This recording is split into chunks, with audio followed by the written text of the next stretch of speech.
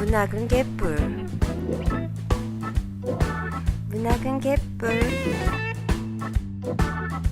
5회 한남문학 두 번째 이야기. 안녕하세요. 문학은 개뿔입니다. 한남문학 두 번째 편인데요. 한남문학은 시리즈로 계속할 수 있어요. 계속할 수 있어요. 사회에서 한남문학 소설을 좀 훑어봤고, 이제 좀 시를 보려고 하는데, 시는 되게 묘한 것 같아요. 그러니까 많기는 되게 많은데, 특히 요즘 시의 경우는, 그러니까 전체적인 분위기에서 그런 걸 캐치할 수는 있는데, 또 이렇게 가져오자니 애매한 그런 것들이 좀 있었어요. 저도 이 방송 준비하려고 한남시가 뭐 있나 이런 거를 찾으려고 하다 보니까 되게 시랑 소설이랑 좀 장르적인 특성이 확실히 있구나 이거를 느꼈거든요. 그쵸. 그러니까 좀 한남 소설이 갖고 있었던 그 고유한 감성들이 있었잖아요. 네. 소설은 좀 자기 연민, 음, 자기 중심 주변 여자들을 어떻게 그려내고 어떻게 판타지로 그리고 맞아요. 그런 게 있었다면 시는 좀 자기 혐오를 가장한 좀 나르시즘 같은 거? 근데 나르시즘이라고 본인은 인지하지도 않고 여튼 좀 감성이 좀 달랐던 것 같아요. 근데 꼴 보기 싫다는 점에서 좀 공통점이 있고요. 자신의 자아 찾기 아니면 나의 진짜 모습 이런 거를 꼭 여성을 통해서 하려고 하는 그런 거라든지 아니면 또 그런 시인들이 또 특히 좋아하는 게 권태, 퇴폐. 그래. 근데 그런 거 정말 너무 많아가지고 읽기가 피곤해서. 그래서 이제 시에는 약간 그 기저에 깔린 그 느낌이 있었어요. 근데 이게 조금 말하기 애매하기도 한 게 하도 그 시에서 성폭력 이런 게 워낙 많았잖아요. 그렇다 보니까 약간 꼴 보기 싫은 감정이 있어서 또 그렇게 모두가 다 삐딱하게 보이는 그런 것도 있고. 아까 음. 아까 같이 작품 찾아보다가 영화 씨가 혼잣말로 꿍얼꿍얼 했던 소리가 아마 이제 저런 예쁘게 수식하는 말들 다 싫다고.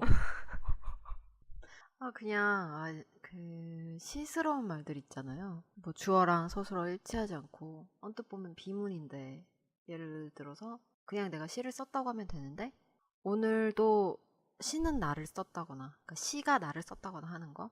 수식어도 조금 과장되게 붙이는 거 있잖아요. 감정 과잉을 위해, 그러니까 그냥 뭐, 너는 밥을 먹었다, 또는 내가 밥을 먹었다, 이렇게 말하면 되는데, 너는 기어이 밥을 먹었다. 이렇게 기어이, 도무지 이런 거 엄청 쓰면서 문장 속에 그 감정을 높이는 거. 이게 너무 역겨운 게 뭐냐면 그 사람들이 현실에서 무슨 짓을 했는지 내가 알잖아요. 사랑 또는 예술이라는 이름으로 어떻게 행동했고 어떻게 다른 사람의 인권을 유린했는지 내가 다 아는데, 그리고 이들의 젠더 감수성이 얼마나 형편없는 수준인지 내가 다 아는데, 세상에서 자기가 제일 예민하고 상처 입기 쉬운 깨끗한 영혼인 것처럼 작은 것에도 감정적으로 깊이 반응하는 감수성 좋은 예술가인 것처럼 말을 꾸미잖아. 아까 이런 것들을 여러 한남 시인들한테서 이런 모습을 보다 보니까 이제는 그 수식어만 봐도 좀 시적으로 꾸미려는 그런 것만 봐도 진저리가 나는 거죠. 또 시적인 수사가 예전보다 걸리는 게 이런 표현이 시인들의 글러먹은 사고와 행동을 흐리게 만들어서 싫거든요. 아까 영화 씨가 예로 든 거 더 말을 해보면 시가 나를 썼다, 기어이 욕망했다 이럴 때 내가 아니라 시가 그런 것처럼 되는 그런 느낌. 예술적인 그 무엇이 나를 대신해서 생각하고 행동하는 것처럼. 근데 아니잖아. 시가 그러거나 예술이 그런 게 아니라 그냥 네가 그랬잖아. 당신의 여성 혐오가 드러나는 거라고 그냥. 그리고 어떤 시들은 시 내용 자체가 가해 사실과 일치하는 경우가 있는데 그런 거 보면 더 싫죠. 그냥 범행 사실을 대단한 예술 되는 것처럼. 하여튼 뭐, 그렇다고 이제 저희가 그 느낌을 가지고 여기에서 이 시는 뭔가 말할 수는 없지만 이 단어에서 주는 분위기가 있지 않습니까? 이렇게 말하기는 애매한 게 좀 있어가지고 확실한 것들 위주로 좀 가지고 왔어요. 음. 음, 이거 좀 나중에 사실 한남문학은 시리즈로 우리가 되게 많이 방송할 수 음, 있으니까 좀 언젠가 좀 이거를 밝혀내보고 싶네요. 아, 왜 우리가 현대시에서 음. 이 시는 왜 불편한가? 너무 불편하긴 한데 음, 왜 그걸 이렇게 말하지 못했었지? 그래. 그거를 꼭 밝혀낼 거야. 불편한 건 정말 많았어요. 오늘 그거다. 그 시 찾으려고 했던 게 옛날 시들은 되게 많이 찾을 수 있었는데 그래서 사람들이 그런 여성 혐오나 젠더 감수성 그렇게까지 떨어지는 시는 옛날에 그랬던 거 아니냐 음, 오해하실까봐 음, 아니라고 완전 달라진 거 없다고 해서 최근 시인들 찾아보다가 그렇게 됐죠. 음. 음. 근데 내가 봤을 땐 최근 시인들은 약간 좀 머리가 좋다 그러나? 그래서 이렇게 주어를 감추고. 그래서 분명히 이건 조금 여혐인데, 음, 음, 이렇게 아니라고 하기 되게 좋은 거 있잖아요. 아닌데? 이거 그거 아닌데? 이러면은 할 말 없는 거. 음. 그런 식으로 된 게 좀 많았어요. 하여튼, 저희가 뭐 공부가 부족한 탓일 수도 있고, 그러니까 조금 더 연구하고 음. 해서 다음에는 현대시의 그 한남송 다시 제대로 해보고요. 오늘은 일단 그 수능 출제 시인 아주 대표적인 시인이고 교과서에도 굉장히 여러 편이 실려 있어요. 뭐 음. 폭포라든가 눈이라든가 풀 진짜 유명하죠. 뭐 풀이 누웠다 뭐 그런 거 있잖아요. 음. 저도 전문이 다 기억이 안 나네요. 하여튼 김수영 시인인데요. 김수영 시인은 리얼리즘이면서 또 모더니즘 음. 시인으로 굉장히 유명하고 사실 이 시인을 빼놓고는 우리 현대 시를 논할 수 없을 정도로 워낙 뭐 공이 큰 시인인데 근데 이 시인이 실제로 그렇게 그 아내분을 때리기로 유명했대요. 그런 게 의심되는 작품이 있기는 했는데 음. 실제로 그런 얘기가 또 있다고 저도 들어가지고 음. 어쨌든 그 작품을 저희가 가지고 왔어요. 죄와벌이라는 작품의 일부인데요. 소기 씨가 읽어주세요. 그러나 우산대로 옆편대를 때려 눕혔을 때 우리들의 옆에서는 어린 놈이 울었고 비 오는 거리에는 40명 가량의 취객들이 모여들었고 집에 돌아와서는 제일 마음에 꺼리는 것이 아는 사람이 이 캄캄한 범행의 현장을 보았는가 하는 일이다. 아니 그보다도 먼저 아까운 것이 지우산을 현장에 버리고 온 일이었다. 그냥 읽고 들었던 생각은 김수영 씨 같다는 생각 좀 들긴 들었거든요. 왜? 음, 그 작품 있잖아요. 뭐, 왜 나는 뭐, 돼지 사소한, 같은 설렁탕집 주인 그 뭐지? 욕을 하고 되게 뭐 어느 작은 날 일에만, 고궁을 나오면서인가? 제목이 그럴 거예요. 그게 그 음, 음, 시인가? 음, 되게 사소한 거에만 화낸다, 이런 음, 음, 음. 것은 그런 느낌이 아, 나는데, 내용이 그러니까 그냥, 뭔진 알겠어. 그러니까 음, 그런 자아 비판이 하고 싶은 거야. 음, 그러니까 마누라를 때려 눕히는 그러면서도 나의 체면을 먼저 신경 쓰고 아니 그보다도 그 우산을 음, 아까워하는 이 참 보잘것없고 초라하고 나쁜 음, 나 자신 이렇게 사람답지 못한 나 자신에 대해서 비판을 하고 싶은 거죠. 음. 그 마음은 알겠는데 김수영 씨는 참여 시인 이런 걸로도 배워요.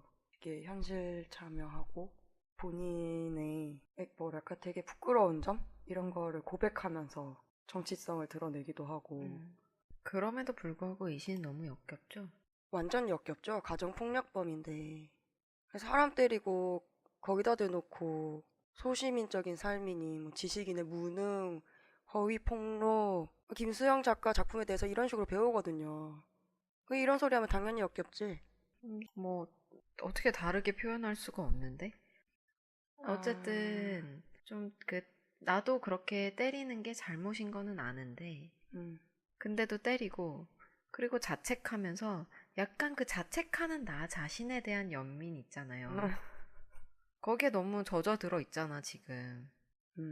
맞아. 그거랑 조금 다른가? 운수 좋은 날이랑은? 운수 좋은 날과의 차이점을 생각해 보면, 운수 좋은 날에 현진 거는 뭐 참여시인 이런 거 안 붙잖아요. 음, 근데 음, 김수영 씨는 굉장히 좀 의롭고 음, 불의에 타협하지 않는 그런 모습이 멋있다고 배우기 때문에 음. 다른 점이 있다면 진보십치 아닌가? 이런 생각 좀 들어서 차이라면 차이죠. 뭐 김수영 시인의 이 시는 본인 이야기다 보니까 사랑이라고 미화하지 않아요. 운수 음, 좋은 날은 사랑이라고 미화하지. 어, 왜냐하면 본인이 아니거든. 밖에서 독재랑 맞서고 독재에 화내고 집에 와서 아내 때리는 음, 그냥 전형적인 진보십치. 음. 아, 참고로 서정주 시인도 그렇게 아내를 많이 때렸대요.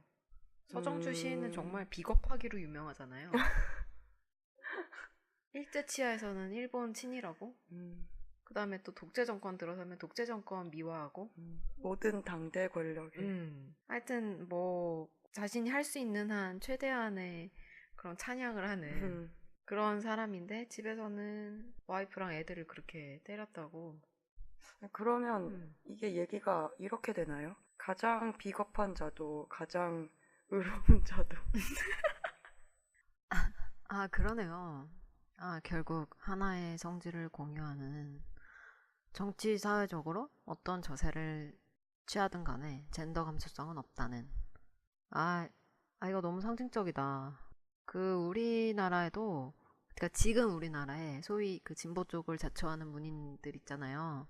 뭐 특정 후보 지지하고 이러면서 열심히 정치 참여하는 분도 있고, 뭐 그런 사람 아닌 분들도 있는데, 어쨌든 문단 내 성폭력에는 보수 진보를 막론하고 모두가 하나같이 하나가 되어 입을 다물고 있는, 이런 쪽에서 인정받는 문인이 되기 위해서는 뭐 김수영 시인이나 서정민 시인처럼 하나의 성질만 갖고 있으면 되겠네요. 아, 기분 나쁘네요. 그 다음에 이제 유명하지는 않은데 박남철 시인이라는 시인이 있어요. 정말 음, 더 기분 나쁜 시 음. 있죠. 굉장히 비슷하면서도 보자마자 너무 충격적인 시. 음, 이 사람도 이제 뭐 교과서에 실린다거나 이러지는 않지만 문단에서는 나름대로 되게 이름 있고 권위 있는 사람인데 이 시는 지금 첫사랑 제목 너무 달콤하네요. 첫사랑이라니. 이런 첫사랑은 정말 이거는 제가 한번 읽어볼게요. 고등학교 다닐 때 버스 안에서 늘 새침하던 어떻게든 사귀고 싶었던 포항여고 그 계집애. 어느 날 누이 동생이 그저 철없는 표정으로 내 일기장 속에서도 늘 새침하던 계집애의 심각한 편지를 가져왔다. 그날 밤 달은 뜨고 그 탱자나무 울타리 옆 빈터, 그 빈터엔 정말 계집애가 교복 차림으로 검은 운동화로 작은 그림자를 밟고 여우처럼 꿈처럼 서 있었다. 나를 허연 달빛 아래서 기다리고 있었다. 그날 밤 얻어맞았다. 그 탱자나무 울타리 옆 빈터, 그 빈터에서 정말 계집애는 죽도록 얻어맞았다. 처음엔 눈만 동그랗게 뜨면서 나중엔 눈물도 안 흘리고 왜 때리느냐고 묻지도 않고 그냥 달빛 아래서 죽도록 얻어맞았다. 그날 밤 달은 지고 그 또 다른 허연 분노가 면도칼로 책상 모서리를 나를 함부로 깎으면서 나는 왜 나인가? 나는 왜 나인가? 나는 자꾸 책상 모서리를 눈물을 흘리며 책상 모서리를 깎아댔다. 진짜 왜 너인가요? 나 진짜. 자, 이 아니 무슨 사람 패면서 무슨 자아 연구야. 사람 좀 때리지 맙시다. 그게 어려워 살면서? 사람 안 때리면 막 힘들어? 진짜. 그리고 집에 가서 막 책상 깎으면서 나는 왜 나인가 이러고. 그럼 책상은 뭐하러 깎아요? 자기를 깎지. 여기서는 좀 조목조목 짚어보고 싶은 게 일단 뭐 여자 팬은 내용이 문제지만 첫 번째로는 여자를 전체적으로 그 자기가 좋아하던 여자든 여동생이든 한결같이 좀 철없고 말없고 감정도 없어야 하고 그런 또 감정이 없는 왜냐하면 때리는데 뭐 왜 때리냐고 묻지도 않고 눈물도 안 흘리고 그냥 말없이 얻어맞았다는 거예요. 그 여자가. 그냥 이신의 세계 속 여자는 그냥 그렇다는 거지. 책상 모서리랑 다를 게 없어. 진짜. 음. 근데 이 시를 문단에서 되게 높이 평가하잖아요. 이 시를 어떻게 평가하냐면요. 고정관념과 도덕률을 파괴한 일종의 해체시라고 해석을 한다고 해요. 전 해체시가 이런 거구나. 이때까지 되게 좀 막연하게, 좀 어렵게, 말이 어렵잖아요. 해체시라는 말이. 좀 그래서 그렇게 생각해 왔는데, 아니, 그냥 사람 때리면 되는 거였어? 아니, 그러면 저도 남자 때리는 시 써서 보낼까봐요. 내가 등단만 안 버렸어도 남자 패는 시 써서 보내볼걸, 짱비랑 문지한테. 어떻게 해석해주나, 해체시라고 해주나. 그런 생각이 드네요. 그 해체주의 이런 거 그 사람들 다 무덤에서 나올 것 같아. 이 시인은 자기 삶이 더 해체적이었다고 해요. 해체적이라는 게 이런 뜻이라면. 아, 이 사람은 이제 작년에가 아니라 그 한참 전에도 이미 성폭력과 폭행으로 굉장히 말이 많았던 시인인데요. 그거를 2000년대에 어떤 여자 시인이 고발을 했나 봐요. 그랬는데 그 시인에 대해서 욕하는 욕실을 올리고 그거를 또 창비의 당시 평론가였던 지금은 아닌데 당시의 평론가였던 반경환 씨가 굉장히 옹호해주죠. 이 정도면 해체가 아니라 음. 그냥 리얼리즘인데. 그냥 자기 삶이었던 거야. 시적 자아가 아니라 내 자아. 분명히 이 첫사랑도 뭐 도덕률 파괴 어쩌고 저쩌고 하는데 이거 포항여고 그 계집애 이거 너무 어, 어, 현실 인물이잖아. 실존했을 것 같은데 그렇지 않아요? 너무 음. 너무 듣기 싫어 저런 단어. 아, 그쵸. 계집 자체가 여자를 비하하는 말인데 사전에도 여자를 낮잡아 이르는 말이라고 나와요. 근데 거기에 또 애를 붙여가지고 그 여자를 너무 보잘것없는 존재로 낮추고 있죠, 지금. 근데 심지어 내가 좋아한다는 여자를, 짝사랑했다는 여자를 이렇게 부를 정도면 다른 여자한테는 다른 여자를 어떻게 생각할지 너무 뻔한 것 같아요. 거기다가 시니까 나름 본인 시라고 썼으니까 나름대로 표현을 골랐을 거 아니야, 글 쓸 때. 아니 우리 같은 사람들 글 쓸 때 하물며 소설도 처음부터 끝까지 문장을 몇 번씩 보고 읽어보고 다듬고 하는데 이렇게 고르고 골라서 쓴 표현이 계집애라니 진짜 알만하네요. 그리고 계집이 비하하는 말인지는 아는지 그것조차 저는 의심스럽고 또 기분 나쁜 건 이런 식으로 쓰는 사람들이 갖고 있는 생각이에요. 만약에 어떤 단어가 비하와 차별인 걸 알아도 작품에는 써도 된다고 당연하게 생각을 하는 거. 그러니까 문학과 예술의 이름을 본인의 구린 사고와 구린 표현의 면죄부로 이용을 하는 거죠. 이건 문학이 도덕적으로 올바른 표현만 써야 된다. 바른 언어 생활을 해야 된다. 이런 말이 아니고 그런 거랑은 전혀 다른 문제죠. 세태를 반영한다. 위학적인 방법론으로 시적 효과를 얻는다. 이런 식으로 대꾸를 할 수도 있는데 그거 아니잖아. 솔직히 그런 거 아니잖아요. 독자는 다 알거든요. 느낀다고. 만약에 작가의 의도에 뭐 이런 표현을 쓰는 게뭐 빅픽처가 있다. 만약에 그렇다면 독자가 그렇게 느껴요. 아, 정말. 여튼 뭐 중학교 때도 시를 배우고 고등학교 때도 시를 배우고 대학을 가서도 시를 배우는데 그냥 시와 시의 아름다움을 생각했을 때 저것도 그럼 같은 시라면 나는 어떻게 반응해야 될지 잘 모르겠어. 저것도 똑같은 이름인 시라고 불리는 거라면 정말 시란 뭔가. 근데 전 잘 몰라서 그러는데 프랑스 근대시 중에도 그렇게 여혐이 많대요. 갑자기 생각났어. 그래, 젠더 문제는 진짜 국경도 없고 진짜 아무것도 없는 것 같아요. 정말 그냥 이런 생각이 드는데 뭐 만약에 막 인류가 뭐 노동 해방도 되고 계급 해방도 되고 막 전 세계적으로 그런 제국주의 이런 것도 다 없어지고 다 해방됐어. 그리고 인류가 가장 마지막에 그때까지도 남아 있는 게 저는 젠더 문제라고 생각해요. 나도. 역사가 그래 왔고요. 지금 서기 2000년대인데 프랑스는 또 프랑스의 독특한 감성이 있어. 맞아. 뭐라 그래야 돼? 좀 되게 개방적이고 어어어. 그런데도 낭만적이면서 그러면서 이렇게 돌아서는 것까지 낭만화하는 맞아 맞아. 그 뒷모습? 그 약간 그 불륜 그런 것도 엄청 좋아하고. 그런 것 속에 또 촘촘하게 여성 혐오가 다 들어가 있고 프랑스만의 그게 있지. 그리고 제가 또 프랑스에 살고 있지 않습니까? 1회에서 파리 신드롬 얘기했었는데요. 여기가 좀 나을 것 같지만 젠더 문제는 정말 국경이 없어요. 지구 전체가 지뢰같이고 그냥 마음 놓고 길 못 다니는 거 똑같고 외출 한번 하면 한 번을 조용히 넘기는 때가 없고요. 작년 여름에 지하철에서 여혐 범죄를 당했어요. 그래서 경찰서 가서 조서 쓰고 왔거든요.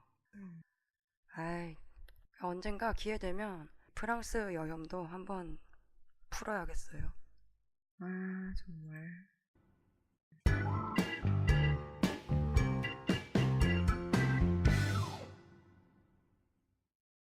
앞에서 본 것들이 이제 좀 옛날 시라서 요즘 거 찾아보다가 그러면 인단내 성폭력으로 폭로됐던 시인들 시를 몇 개 안 볼 수가 없더라고요.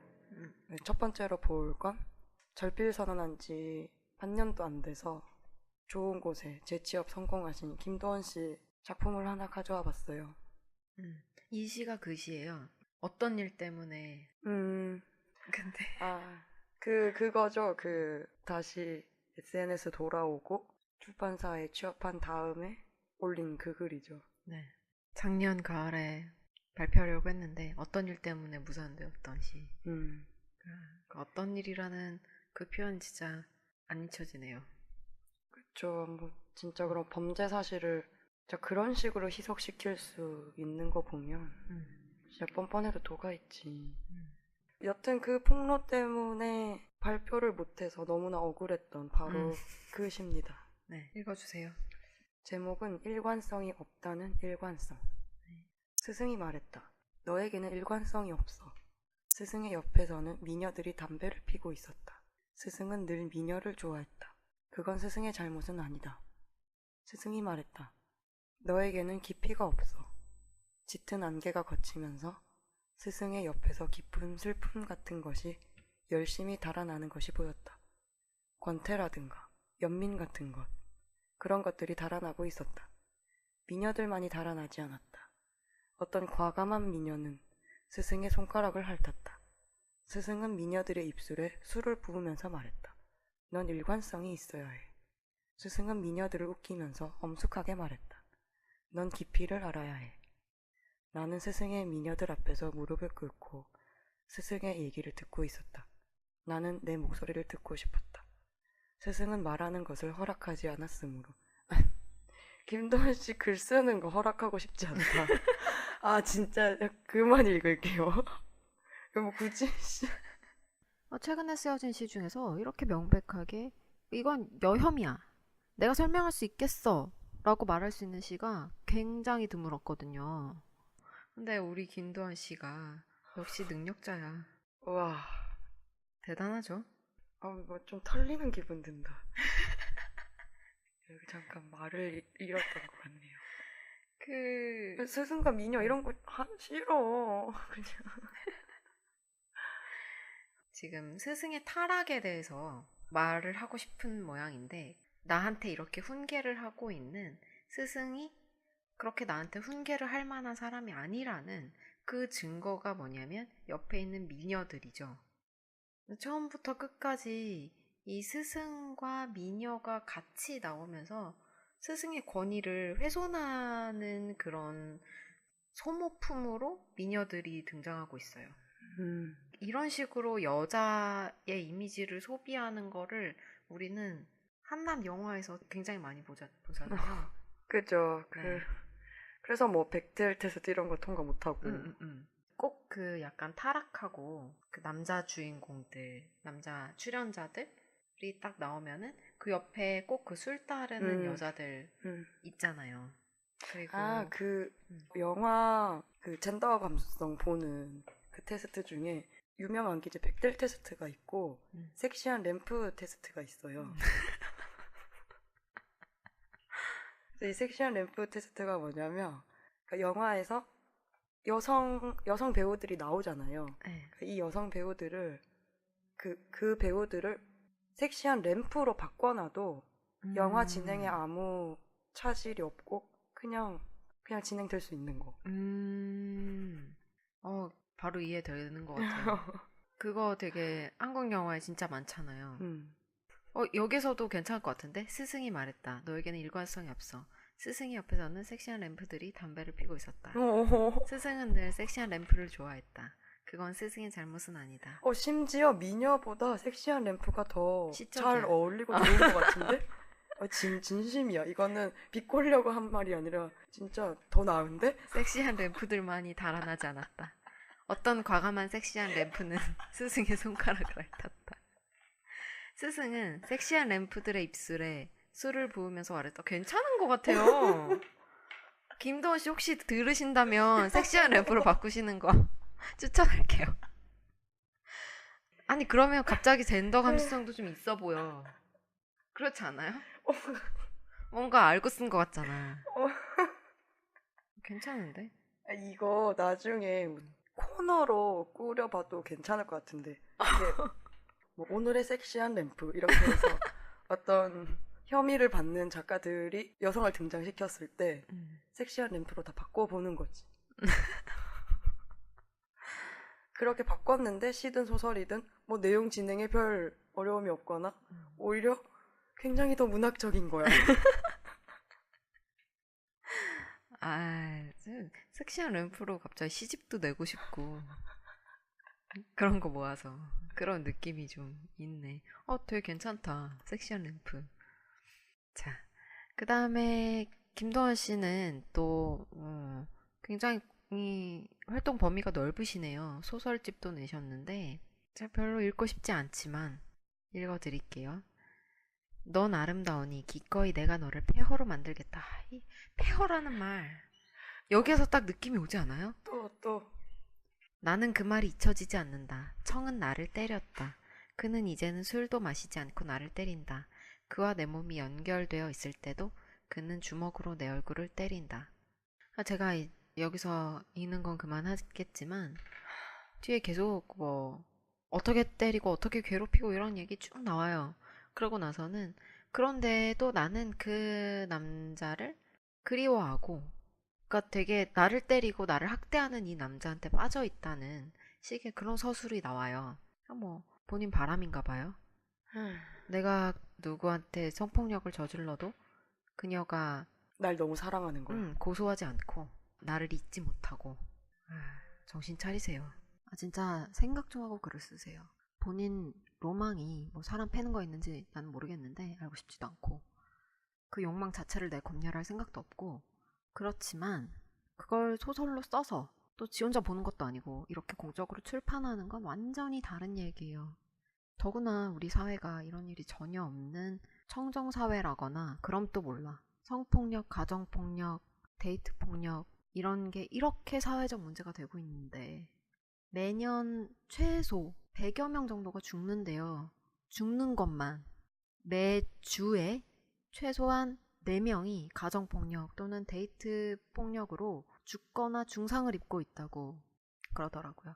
이런 사회에서 피해자의 마음을 이런 식으로 낭만화해서 쓰는 게 얼마나 문제가 있는 일인지, 얼마나 지각 없는 일인지, 이 소설을 보고 또 얼마나 많은 무지하고 폭력적인 남자들이 여자는 저렇게 맞으면서도 그 상대를 사랑하는 존재구나 라고 자기의 폭력성을 정당화할지, 이 소설이 그런 그들의 근거가 될 수도 있다는 거, 좀 생각이란 걸 하고 글을 쓰세요.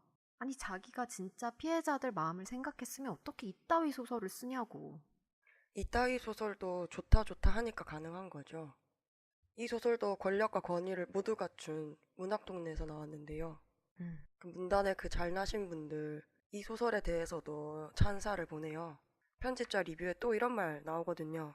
상식과 금기를 깨뜨리는 대담한 상상력으로 인간 내면의 상처에 핵을 파고드는 집요한 탐색을 벌인다. 적당히 합시다 좀. 그 다음에 밑에는 이제 대화예요. 형, 우리 시만 쓰니까 지루하니 새로운 걸 해봅시다. 뭐? 내가 가끔 담가주는 구멍이 하나 있는데 같이 넣어볼래요? 정말이야? 걔는 내가 하자는 건 다 하는 애예요. 그거 좋지. 벌써부터 불끈 일어서는걸. 불끈 같은 뭐가, 소리. 뭐가 불끈 일어서? 네, 이분 이번에 취업난에 취업 성공하신 분입니다. 자, 그 다음에 배용재 시인 이분도 뭐 그쵸? 근데 부기 씨가 아까 굉장히 굉장히 열분을 토하면서 문학과 지성사 홈페이지에 지금도 그 어떤 경고 문구도 없이 어떤 뭐 빨간 표시 이런 거 없이 시인 소개가 버젓이 올라와 있다고. 아니 제가 이제 배용재 시인 시를 좀 찾아보려고, 왜냐면 저는 이런 폭로 사건으로 인해서 알게 된 시인이라 전에는 몰랐어서 좀 찾아가야겠다 싶어서 찾아보려고 검색을 딱 했는데, 아니 문학과 지성사 홈페이지가 이렇게 검색어 목록에 있는 거예요. 그래서 들어가 봤더니 그 시인 소개도 있고 펴낸 책들 나와 있고 너무 버젓한 거야. 그치. 그래서 막 마우스 휠을 막 아래로 막 돌렸어요. 뭐라도 표시된 거 없는지 좀 보려고. 왜냐면 문지가 입장문으로 밝혔거든요. 출판 관계를 어떤 방식으로든 정리하고 뭐 향후에 계약 중단이나 청탁 중단, 절판 같은 것도 할 거다. 그리고 박진성, 배용재 시인은 입장문에 이름까지 언급되면서 나와 있어요. 절판에 앞서서 출고 정지 조치를 취하고 있다고. 아니 출판 관계를 정리하고 출고 정지 조치 됐는데 출판사에서, 아니 그러고도 계속 올라가 있으면 안 되는 거 아닌가? 그냥 여기에서 그 사람들 심리를 볼 수 있는 것 같아요. 그냥 보여주기로 하는 거지. 여전히 멀쩡하고 너무 번듯하고 너무 멀쩡한 시인으로, 그것도 문학과 지성사에서. 문학과 지성사에서 그렇게 전통 있으신 문학과 지성사의 입장 잘 알겠고요. 전통이 얼마나 깊었으면 한 번 문학과 지성사 시인이면 무슨 짓을 저질러도, 성범죄를 저질러도 한 번 우리 시인이면 그냥 시인인가 봐요. 역시 전통 있는 집안은 뭐가 달라도 다르죠.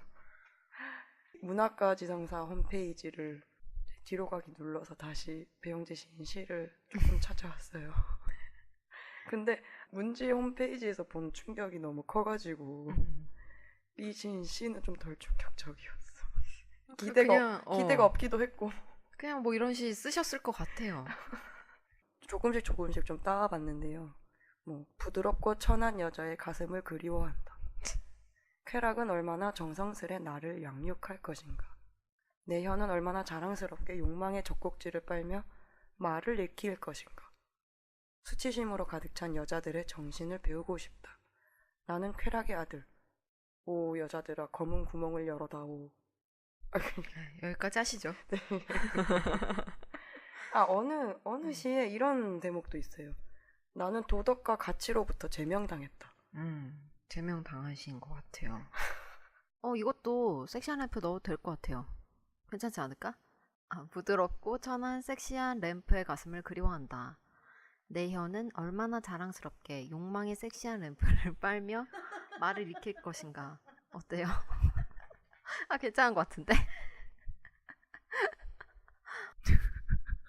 이거 섹시한 래퍼 진짜 무슨 만능 키 같아. 그냥 이런 한남 시인들 그냥 여자 없이 아무것도 못하고 시도 못 쓰고. 문학에서 제명을 당했어야 되는데 문단이 이런 것을 어쩌겠어요. 그쵸? 우리라도 제명합시다.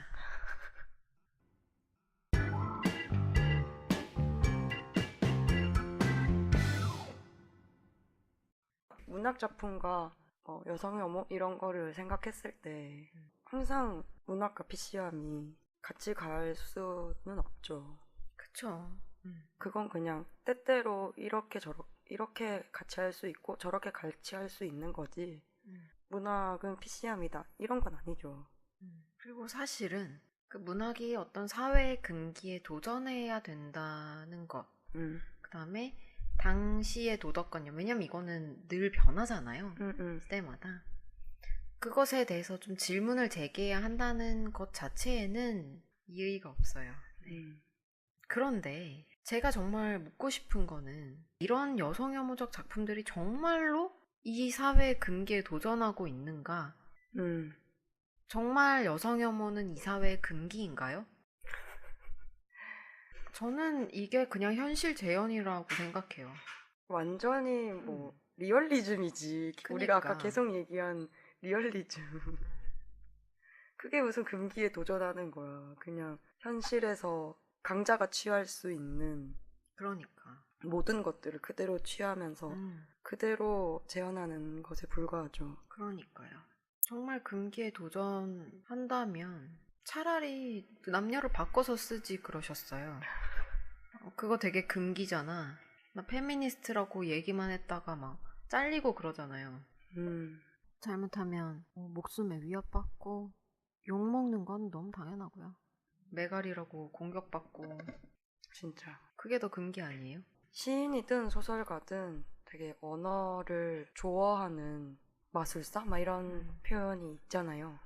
그러면 진짜 상상력도 되게 풍부해야 되고 뭐 여러 가지 상상력, 뭐 정치적인 상상력 아니면 되게 예술적인 거, 낭만적인 거, 혁명적인 거, 뭐 그런 상상력들이 풍부해야 되는데 얼마나 상상력이 빈곤했으면 그러니까. 현실 여성 혐오를 재현해서 갖다 써.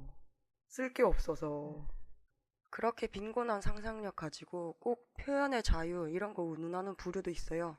억울해할 게 아니라 사실은 고마워해야 되는 거거든. 왜냐하면 본인이 세계에 익숙해지고 세계의 폭력에 무뎌진 거를 지적해 주는 거거든요.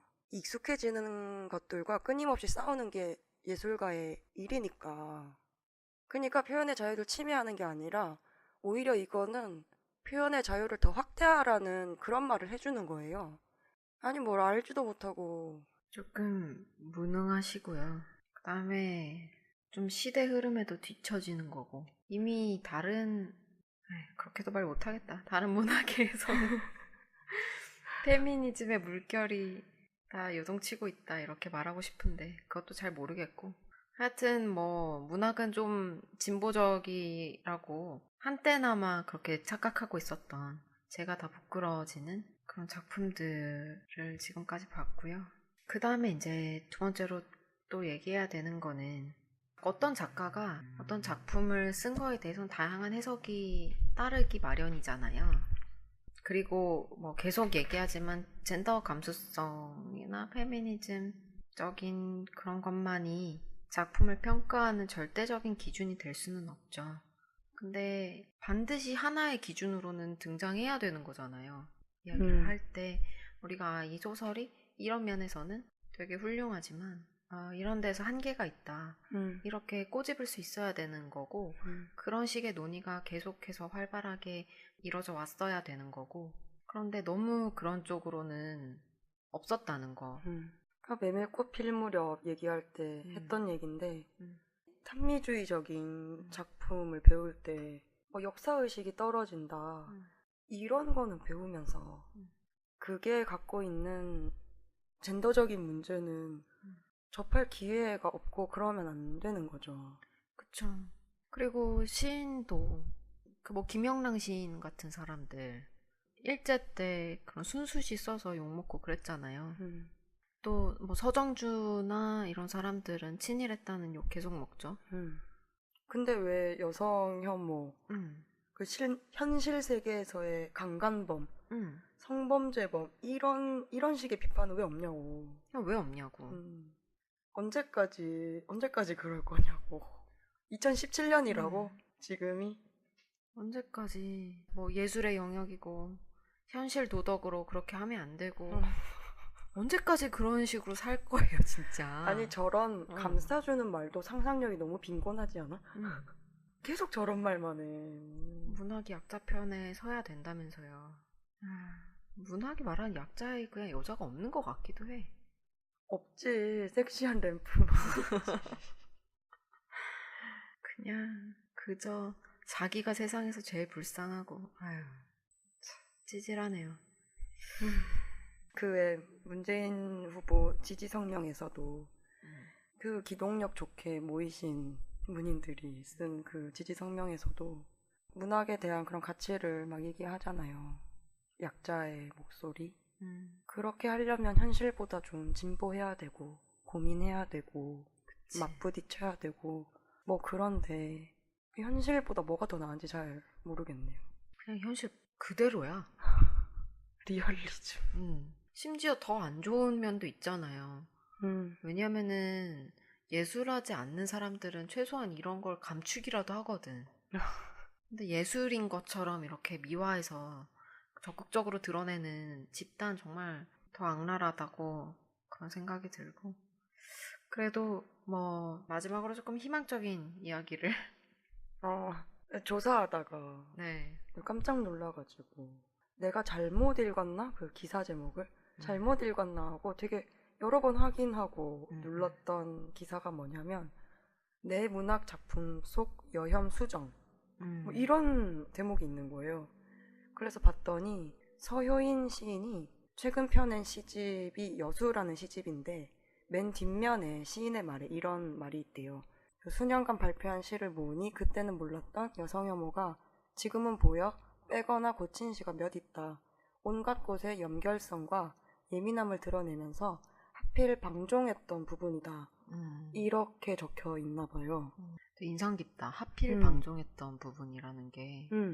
그냥 여성 혐오적인 표현을 뺐다라고만 써도 사실 지금 한국 문학판에서 굉장히 의미가 있는데 그 뒤에 이렇게 반성의 의미를 담아서 방종했다고 말을 추가로 그 말이 있는 걸 보고 되게 저는 감명했던 것 같아요. 그래서 이분이 그 기사 보면은 이분이 여성 편집자에게 본인의 시를 보여주면서 여성 혐오적인 표현이 있는지 읽어봐달라. 그래서 그런 의견들을 적극적으로 수용을 해서 뭐 바꾸기도 하고 시집에 넣기도 했던 작품을 빼기도 하고. 작품을 빼기도 했다고요? 그래서 또 기사에 이 시인이 또 뭐라고 말을 했냐면 폭력적인 장면이나 처연한 분위기를 살리는 장면에서 여자를 폭력의 제물로 배경적 소재로 써왔던 게 한국 문학 특유의 버릇이었던 것 같다. 이게 너무 명확한 명제라서. 그쵸. 이거를 알고 계시다는 게. 워낙 모르고서 그런 사람 너무 많으니까. 심지어 조금 좀 감사의 마음이 들기까지 하네요. 그 무슨 책이죠? 그 입특패였나? 왜 네. 막 이 밑에 있는 뱀이지. 그 상대의 말이 전혀 감사할 게 아닌데도 내가 감사한 마음을 느끼게 돼서 너무 열받는 경우를 이렇게 그런 심정을 서술해 놓은 부분이 있거든요. 네. 방금 좀 우리가 좀 그랬던 것 같아. 근데 뭐 사실은 그건 이 사람의 잘못이 아니죠. 아니 그러니까 우리의 감정이 이 시인이 너무나 이렇게 심지어 고맙게까지 한 이게 그러게요. 한국 문단이 워낙 뭐 쓰레기니까. 하여튼 정말 듣진 않으시겠지만 정말 칭찬합니다. 나중에 잘 되면 이렇게 이것도 코너 같은 걸로. 아, 되게 무기씨 아이디어가 샘솟네요. 어, 아, 저는 지금 너무 졸리고 더워가지고 저희 녹음 환경이 좀 열악하거든요. 이게 좀 진짜 앞으로도 좀 이 서효인 시인처럼 이런 식으로 좀 여성 혐오적인 거를 수정을 받는다거나, 그러니까 본인 눈에 안 보이는 그런 부분을 다른 사람한테 부탁을 해서 좀 교정을 한다거나 이런 게 좀 더 늘어났으면 좋겠어요. 굉장히 당연한 일이고 사실은. 뭐 작품에 대해서 뭐 합평을 하고 뭐 누구의 의견을 듣고 이런 거는 그냥 이런 여성 혐오 이런 게 아니라 그냥 작품을 쓰면서 필요한 과정이라고. 그냥 여성주의적인 관점이 여태 있었어야 되는데 없었던 것뿐이지. 그 모든 그런 혐오적인 발언에 대해서 사실은 우리가 더 고민할 때가 됐어요. 우리 사회 뭐 경제적 수준이든 뭐든 간에 이렇게 봤을 때 이제는 우리가 좀 그런 거에 대해서 인권이나 이런 거에 대해서도 관심을 가지고 그럴 때가 됐고, 무엇보다도 뭐 여성 혐오 너무 지금 심각한 수준이니까 늘 심각했고 바뀌었으면 좋겠네요. 그냥 문단이 진짜 좀 살아보려면 이렇게 좀 현실을 좀 읽으세요. 그쵸. 살든지 망하든지 알 바 아니긴 하지만. 그쵸. 뭐 우리가 망한다고 망할 거 아니잖아. 그러니까 그랬으면 좋겠고요. 뭐 만약에 이렇게 해서 나아지면 그건 뭐 본인들 좋은 거지. 뭐 우리 좋으라 그러나? 모두에게 좋은 거긴 하지. 바뀌면. 아니야, 그래요. 너무 쓸데없는 말. 아, 너무 쓸데없는 말이에요. 너무 이상한 소리 하지 말고 마무리합시다. 네, 준비한 내용 다 돼서 네. 마무리해야겠네요. 네. 문단은 망해도 여러분은 부귀영화 누리시길 바라며 지금까지 문학은 개뿔이었습니다.